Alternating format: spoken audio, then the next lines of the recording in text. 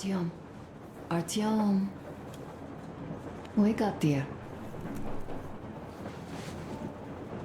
Is he up yet? Artyom, the colonel wants you on the breach. See you later. Come on, wake up.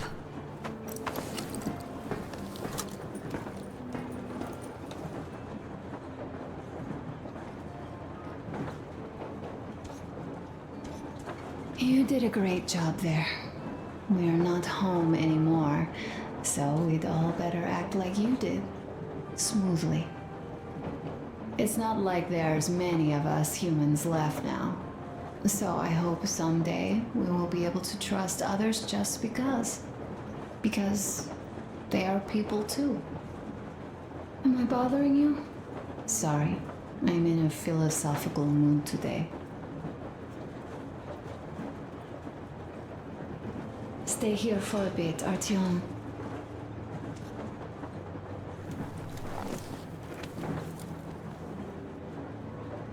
This is great. I wish I could stay like this forever. Artyom, when you climbed those ruins back in Moscow, with your radio, did you imagine our life on the surface at all? A home for one, a place where we could live, a log cabin on the outskirts of a forest. Or how about a bungalow on an ocean shore? Well, you know, there's something great in simply going anywhere like this, together, through the abandoned stations, the ruins, the wasteland. Especially in our own private compartment. Thinking back, isn't this our honeymoon trip? It certainly feels like one, even though it's a bit late. We've only had some honeymoon sorties at best so far.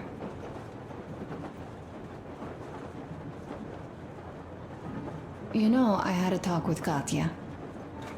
I'm sitting here recalling that bridge and those people there, and we've been sitting underground for 20 years, and they haven't. So what? These are not the same people who used to build cities, planes, and space rockets. They are just like us in Metro, only even more dejected. They are essentially slaves. For real. They work all day and pray all night, always watched, always directed. Everything is under control. Everything is decided by the community. Well, I mean, Silantius. They don't even have any property. Even their socks belong to the community. They're just entranced with him, with these ridiculous lies about electricity. Of course, not everyone got fooled easily, but if they dare ask questions, they get penance, exorcising an electric demon with prayer and the cross. But that's a death sentence. How is a flashlight dangerous? Or a radio? But no, they shun it all. They hide and keep praying. How can you even make people believe this ridiculous garbage within just a few years? People in general start believing lies surprisingly easily, don't they? As long as those lies are convenient or at least familiar. Take us, in Metro. All right, we haven't met the occupying forces yet. If we disregard that shirt I found on an antenna... Katya and Crest, never met them either. But maybe they are still out there somewhere. And if they are, then they didn't even tell us about them back home. They didn't tell us that the war was still on. They just made us believe that there's no life anywhere outside of Metro. They've been lying to us. Lying non-stop. All this time. Were their intentions good? Perhaps. But the Metro is a castle built on lies. Damn, am I angry. And so far, no matter how far we get, we haven't met a single enemy. Isn't that strange? But Father won't have a word of it. Stay vigilant, be careful, the enemy never sleeps. You know, I love my father. A whole lot, no matter what. But what if everything he's been told is just another layer of lies?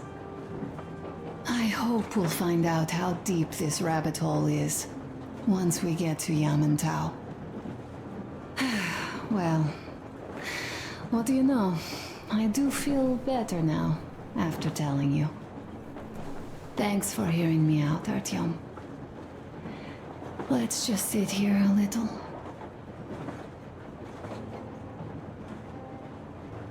All right, run along. Dad wanted something.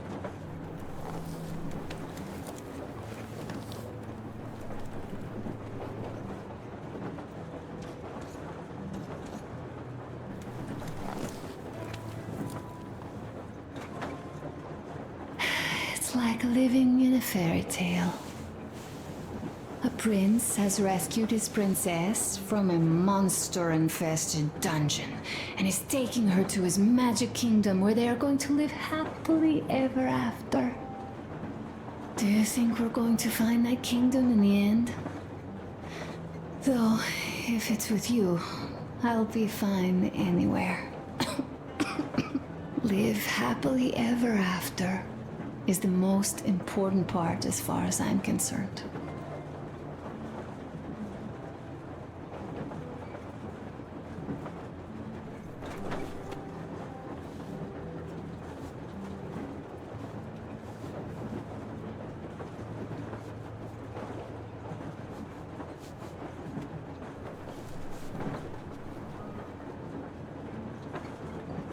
Leaving already? Well, go get them, Tiger. Uncle Artyom! Uncle Artyom! Uncle Tokarev has already set his shop up. Wanna go look? It's so cool. Here, Uncle Artyom. Hi, Artyom. See my new place? Fit for a king, I must say. What do you think of this workbench, eh? Everything is within reach, yet there's so much space left. Most of the stuff you and the guys found outside and gave to me went into making this workshop happen. So thank you. We'll have to keep pitching in like this too. Looks like we're facing a long journey, and useful things like ammo or equipment don't grow on trees. Plus, the further from Moscow we get, the harder they'll probably be to get. So don't forget to collect all the materials you find to keep us going. There's so many things to do. I haven't decided where I'm going to work on the suits, but I'll have to, and soon. And it's high time we fixed our uniforms. Some of our people are starting to look pretty ragged, you know? Duke's plate carrier won't hold the back plate anymore, and he jokes that he's lucky it's not the front one, or else his toes would be in danger. Regardless, I am turning this little gang back into a real army. Well, that's it. I bragged enough and won't waste any more of your time. The Colonel summoned you. Well, I have stuff to do too. You guys are fast to break gear, but none too expedient to fix it. Uncle Tokarev! Uncle Tokarev! What would you like to ask, Nastya? Uncle Tokarev, do you have a sewing machine? No, I don't. But how are you going to fix the suits then? Well, like everyone else, I take a thread and a needle, and I use a sail stitch. Wow, cool! Can you teach me? I sure can, but later. I've got work to do. Will you let me fix Sam's rifle strap? Well, sure thing. Looking at Artyom milling about below. Oh, you are so full of it. Artyom did most of the work. That he did, yeah, he did. But you don't have to interrupt my lies. You asked me about the vest yourselves. Alright, go on. So I see Artyom get to the door, and I think it's time I came down. So I do. But something just holds on to me. What does? How should I know? It's dark, nobody around, but I can't move. And those locals kept going on about Tsar something. So I thought I was in a kind of a bind. So? So I just unfastened the safety and let down. There was that shed down there. The roof was kind of close. And what about the Tsar? Oh, blue, the Tsar was huge, scary as shit. And there was this rusty bolt, and my carrier got snagged on it. Well, you, Duke, are lucky you already have a nickname. That's hilarious. And what was next?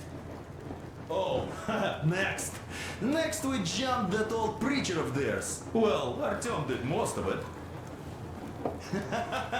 He swooped in like a hawk. Yeah, he's good. While I was clamoring about those beams and fighting the Tsar.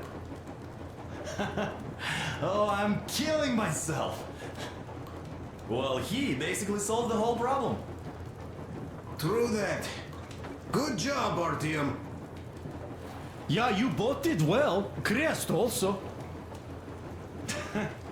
Sure, he did a swell job distracting those guards.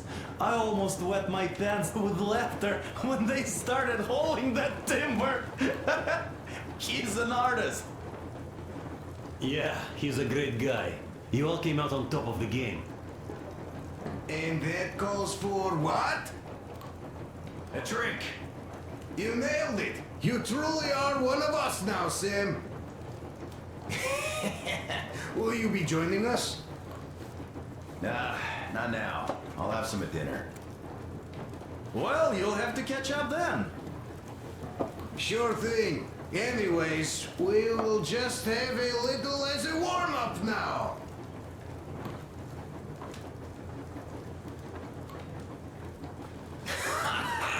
Great! That's some good stuff.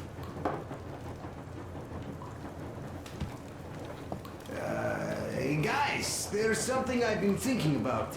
What does everyone expect of this trip?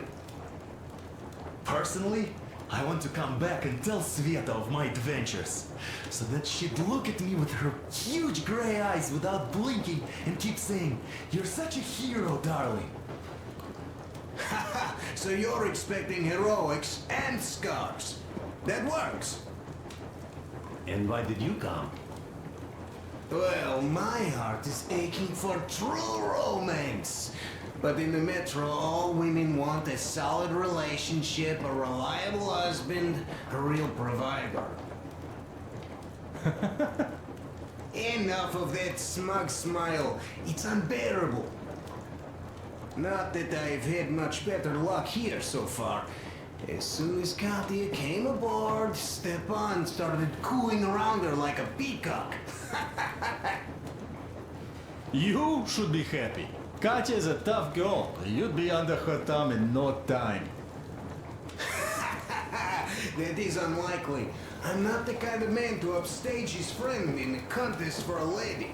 Especially when that friend promises to break my arm.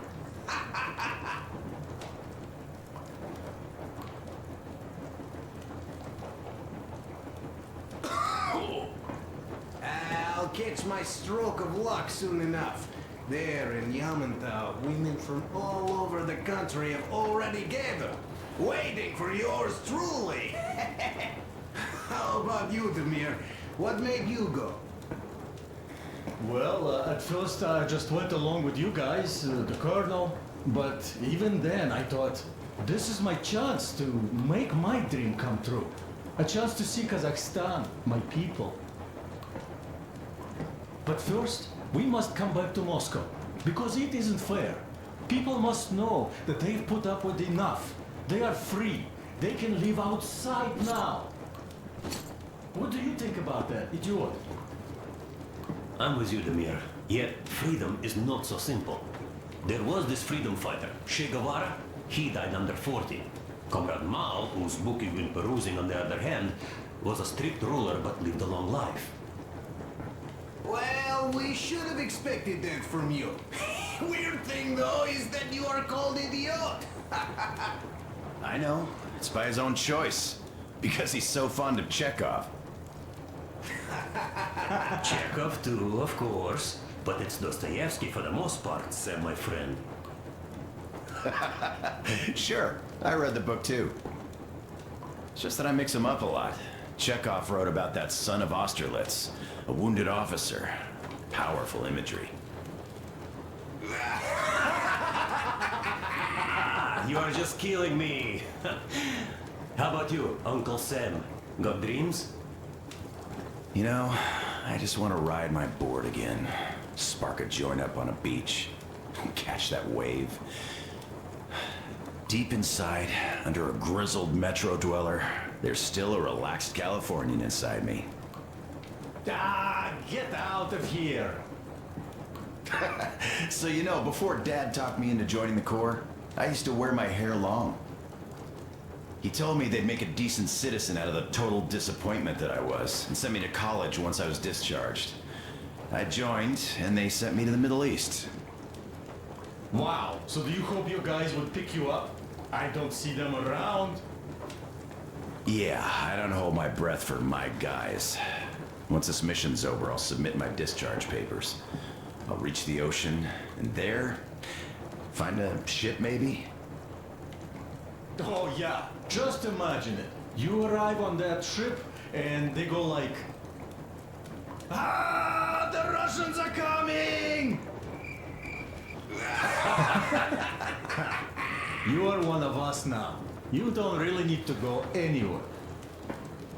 At least don't put your Ushanka on. They will sink you on sight. I won't, though I will take my balalaika with me. Well,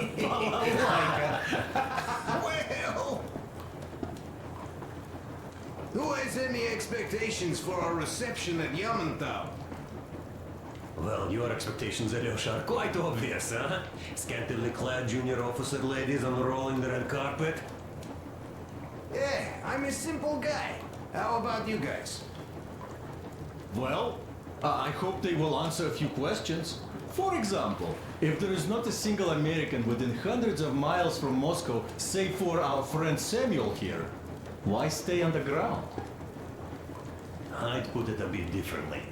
Did you, dearest High Command gentlemen, know that we in Moscow had to spend 20 years underground? Huh, by all means, you can ask those while I'm enjoying my briefing with the junior officer ladies, huh? I don't know. I'm in the mood for a road trip. Oh, we got ourselves a true traveler here. Yeah, we will have to live and see. You are right. Here are you. Listen. I had a talk with the Ark. All thanks to Doktor. He got the decoder working. Ark, come in. Come in, Ark. Over. This is Ark. Identify yourself. Over. This is Colonel Sviatoslav Melnikov speaking. I'm in command of a special operations force. We have received your signal and are currently heading your way. Do you copy? Over. Yes. Hear you loud and clear. Who am I talking to? How do I address you? The Deputy Chief of Communications Department, Major Ivanov. A moment. Oh, yes, Major. I understand that the checkup is in order. Great, Colonel. Melnikov? Simply capital. I am sorry for the lack of trust, but, as you know, the situation is dire and the enemy is always ready to strike. I do understand, Major, and I hope that you can tell the leadership that my people are true to their duty and will be at their full disposal as soon as we arrive. Over. Thank you for the great news. How large is your force, Colonel? I have a squad of the best operatives the Special Forces have to offer. A squad? I see. Well, this is great. Great!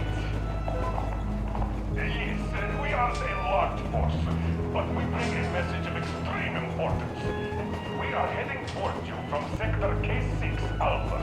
Do you have any data on enemy forces we might encounter on the way? Over. Just a moment, I have to check. K6 Alpha, you say?